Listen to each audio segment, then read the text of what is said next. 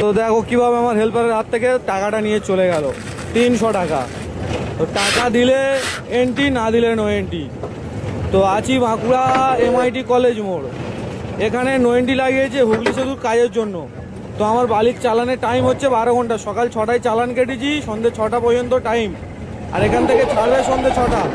তো বালির চালানের টাইম যদি ফেল হয়ে যায় আবার কেস দেবে। তো কী করব বলো, তোমরা বলো। সরকার পরিবর্তন হলো, জায়গা পরিবর্তন হয়েছে, নামও পরিবর্তন হয়েছে, কিন্তু এরা পরিবর্তন হলো না।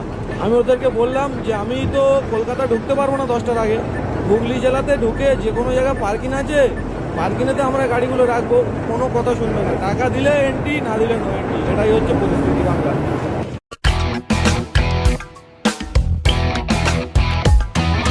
ড্রাইভাররা দেশের সৈনিক, দেশের অর্থনীতির চাকা সচল রাখেন তারা।